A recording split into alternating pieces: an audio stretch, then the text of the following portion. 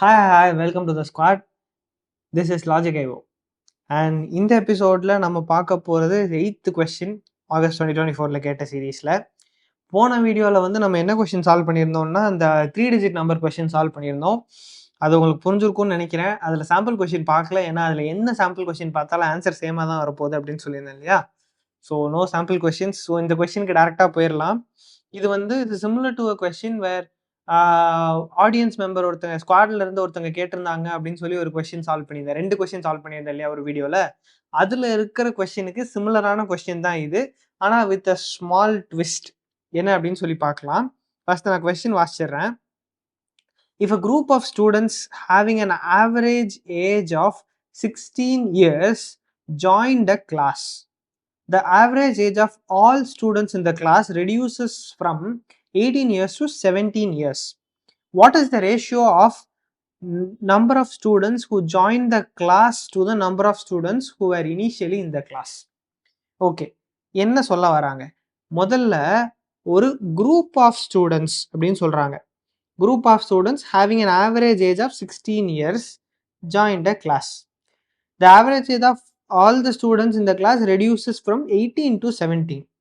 Okay, so முதல்ல ஒரு குரூப்பாக ஸ்டூடெண்ட்ஸ் வந்து கிளாஸில் ஜாயின் பண்ணுறாங்க. இப்போ ஆல்ரெடி ஒரு 10 பேர் இருக்காங்கன்னா புதுசாக ஒரு 20 பேர் வந்து ஜாயின் பண்ணுறாங்க. ஸோ அந்த ரிலேஷன்ஷிப் எத்தனை நம்பர்னு சொல்லி அவங்க கொடுக்கல, ஆனால் ஆல்ரெடி ஒரு குரூப் இருக்குது. இப்போ புதுசாக இன்னொரு குரூப் வந்து அதே கிளாஸில் ஜாயின் பண்ணுறாங்க.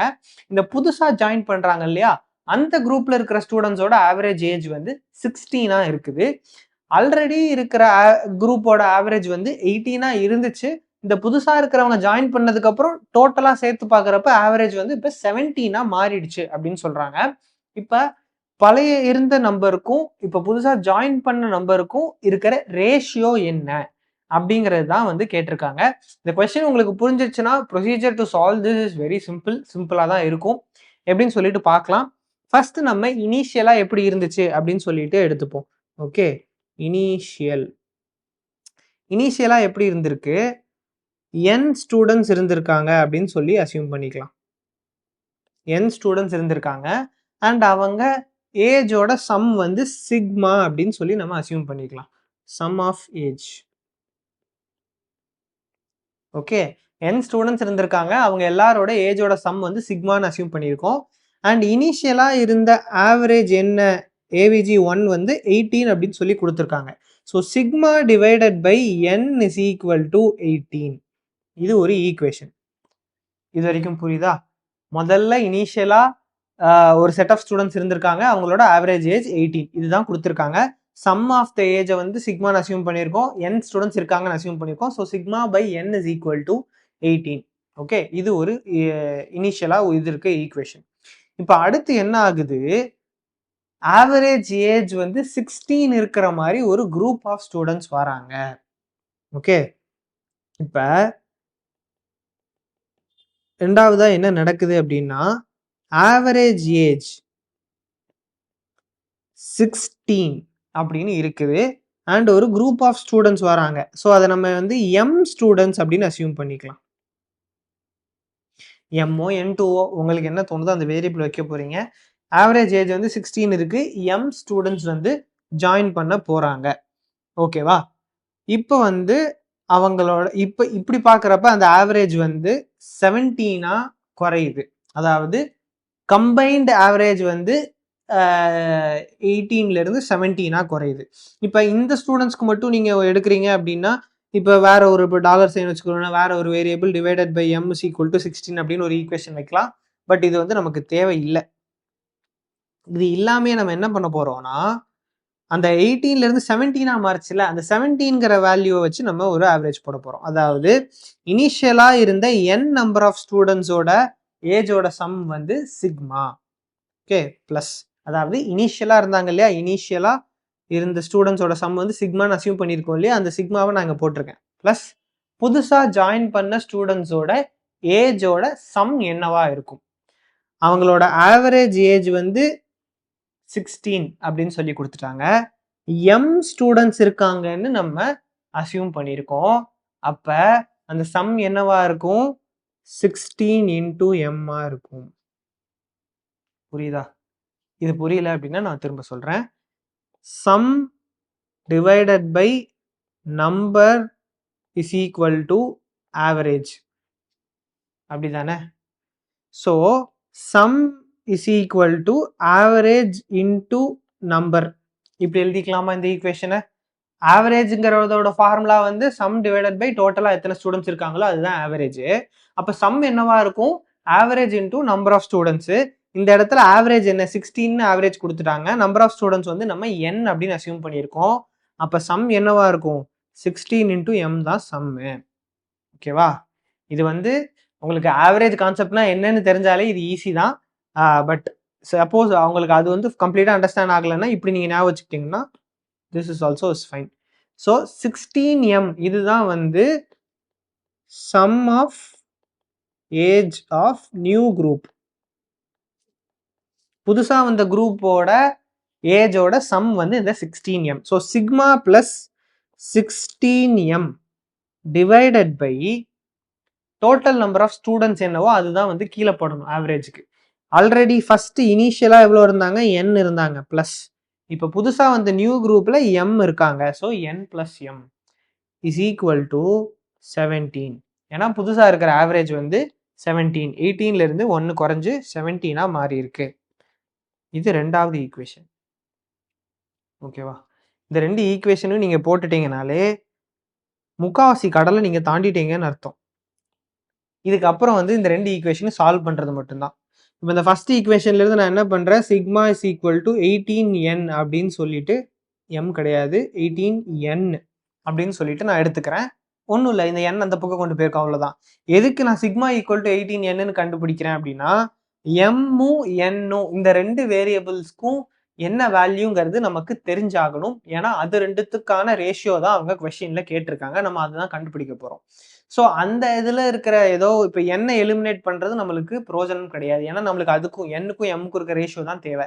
ஸோ இங்கே நம்மளுக்கு தேவையில்லாத வேரியபிள்னு பார்த்தீங்கன்னா சிக்மா மட்டும்தான். ஸோ சிக்மாவை எலிமினேட் பண்ணுறதுக்காக சிக்மாவுக்கு பதிலாக ஒரு ஈக்குவலண்டான value in terms of n, அதுதான் 18n. அதை நம்ம இந்த இடத்துல போட போகிறோம்.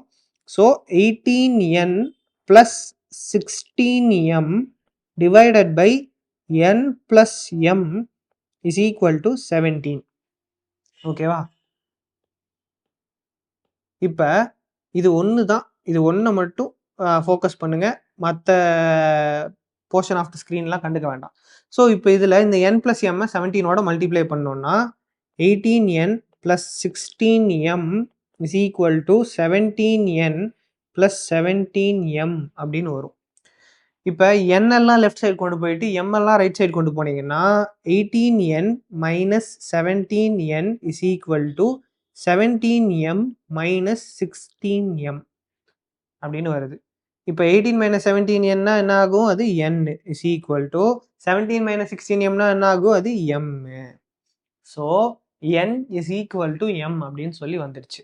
அதாவது அவங்க நம்மள்ட்ட கேட்டிருக்கிறது n-க்கும் m-க்கும் இருக்கிற ரேஷியோ. அப்போ இதை நம்ம இன் டேர்ம்ஸ் ஆஃப் ரேஷியோவாக எழுதலாம். அப்போ n இஸ் ஈக்குவல் டு m-னா நம்ம அதை எப்படி எழுத முடியும்? n divided by m is equal to 1 divided by 1ன்னு எழுதலாமா? அப்போ அதோட ரேஷியோ என்ன?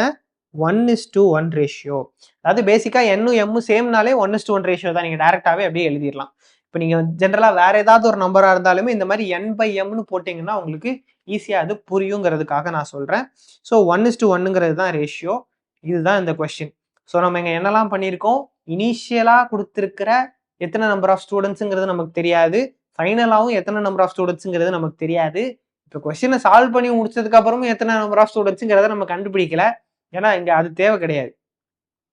தேவைன்னு சொன்னாலும் இந்த இடத்துல கண்டுபிடிக்கிறதுக்கு வேறு டேட்டா இல்லை. ஸோ பேசிக்காக நம்ம இனிஷியலாக 18ங்கிறது ஆவரேஜாக இருந்துச்சுன்னு சொல்லியிருக்காங்க. So number of students and sigma வச்சு sigma by n is equal to 18ன்னு ஒரு ஈக்குவேஷன் ஃபார்ம் பண்ணியிருக்கோம். அதுக்கப்புறம் புதுசாக வந்து 16 ஸ்டூடெண்ட்ஸ் ஜாயின் பண்ணுறாங்கன்னு சொல்லியிருக்காங்க. ஸோ நம்ம வந்து m ஸ்டூடெண்ட்ஸ் ஜாயின் பண்ணுறாங்கன்னு அசியூம் பண்ணிட்டு அவங்க பழைய ஆவரேஜோட கேல்குலேஷனோட இதையும் சேர்த்து கேல்குலேட் பண்ணுறதா இருந்தால் பழைய சம் வந்து சிக்மா ப்ளஸ் புதுசாக வர்றவங்களோட சம் வந்து 16m இருக்கும். டிவைடட் பை n ப்ளஸ் mனு போடுறப்ப புது ஆவரேஜான 17 வரணும். ஸோ இப்படி இருக்கிற பட்சத்தில் இந்த ரெண்டு ஈக்குவேஷனும் சால்வ் பண்ணி சிக்மாவை கேன்சல் பண்ணிட்டீங்கன்னா n-க்கும் m-க்கும் இருக்கிறதான ரிலேஷன் வந்து நம்மளுக்கு கிடைக்குது, which is n is equal to m. So அதுலேருந்து 1:1ங்கிற ரேஷியோவை நம்ம கொண்டு வந்து எழுதிடலாம். ஸோ இதுதான் வந்து ஆன்சர். இப்போ இதே மாதிரி வெரி சிமிலர் கொஸ்டின் ஒன்று உங்களுக்கு நான் தரேன், நீங்கள் ப்ராக்டிஸ் பண்ணுங்கிறதுக்காக. இதை நீங்கள் பண்ணுங்க. இதோட ஆன்சர் வந்து நான் அடுத்த வீடியோவில் சொல்கிறேன். பட் உங்களுக்கு நான் இப்போ இவ்வளோ நேரம் டிஸ்கஸ் பண்ண கொஸ்டின் புரிஞ்சிருந்துச்சுன்னா இதை நீங்கள் பர்ஃபெக்ட்லி ஈஸிலி சால்வ் பண்ணிடுவீங்க. ஏன்னா ஈஸி தான். A group of workers with an average age of 30 years joined an existing team of workers. Okay, புதுசா ஒரு குரூப் வந்து ஜாயின் பண்றாங்க. அந்த புதுசா வர்ற குரூப்போட ஆவரேஜ் ஏஜ் வந்து 30 years. The average age of workers இந்த team initially was 35. So already இருக்கிற டீமோட ஆவரேஜ் ஏஜ் வந்து 35 இருக்கு. 30 ஆவரேஜ் ஏஜா வச்சிருக்க ஒரு புது கும்பல் வந்து ஜாயின் பண்றாங்க. After the new workers join, the average age of all workers இந்த டீம் டிக்ரீஸ்டு டு 33. ஆல்ரெடி இருக்கிறவங்க எல்லாரும் 35, புதுசா வர்றவங்க எல்லாம் 30. அப்போ இவங்க 2 பேரும் சேவதுறப்ப ஆவரேஜ் ஏஜ் குறையதான் போகுது கண்டிப்பா. ஸோ 33 மாறி இருக்கு. இப்ப புதுசா வந்த ஒர்க்கருக்கும் பழைய ஒர்க்கருக்கும் இருக்கிற ரேஷியோ என்ன அப்படின்னு சொல்லி கேட்டிருக்காங்க. இந்த இடத்துல நீங்க முக்கியமா நோட் பண்ண வேண்டியது என்னன்னா, இப்ப போன கொஸ்டின்ல அது நம்மளுக்கு பிரச்சனை இல்லை, ஏன்னா ரெண்டுமே 1 தான். 1:1 திருப்பி போட்டா எப்படி போட்டாலும் 1:1 தான் வரும். ஆனா இதே இது 5:4 7:8ங்கிற மாதிரிலாம் வருது அப்படின்னா 7:8ங்கிறது வேற ஆன்சர், 8:7ங்கிறது வேற ஆன்சர். ஸோ அது தெளிவா இருக்கும். இங்க என்ன கேட்டிருக்காங்கன்னா, what is the ratio of number of new workers to the number of workers who are originally there. Okay, புதுசா வந்தவங்களுக்கும் பழைய ஆட்களுக்கும் இருக்கிற வித்தியாசம் கேட்டிருக்காங்க. புதுசா வந்திருக்கவங்கள எம்னு அசியூம் பண்ணா, பழசா இருக்கவங்கள என்னு அசியூம் பண்ணா M/N. Okay, M/N is equal to இங்க வாட் பை வாட்னு கண்டுபிடிங்க. அந்த வாட் பை வாட் தான் வந்து நம்மளுக்கு ரேஷியோவா இருக்கும். அதாவது M/N தான் நம்மளை கண்டுபிடிக்க சொல்றாங்க, N/M இல்லை. ஸோ இதை வந்து கொஞ்சம் கேர்ஃபுல்லாக நோட் பண்ணிக்கோங்க. ஏன்னா இதில் தப்பு பண்ணிட்டீங்கன்னா நோ யூஸ். நீங்கள் மற்ற கேல்குலேஷன் எல்லாம் கரெக்ட் பண்ணியிருந்தாலும் இந்த இடத்துல வந்து தப்பாயிடுச்சுன்னா ஆன்சர் தப்புன்னு தான் ஆகும். ஸோ அதை மட்டும் கரெக்டாக பார்த்துக்கோங்க. இந்த கொஸ்டின் சால்வ் பண்ணுங்க. அடுத்த வீடியோவில் இந்த கொஸ்டின் சால்வ் பண்ணிட்டு அடுத்த கொஸ்டின் ஸ்டார்ட் பண்ணுறேன். அடுத்த வீடியோவில் பார்க்கலாம். தடா.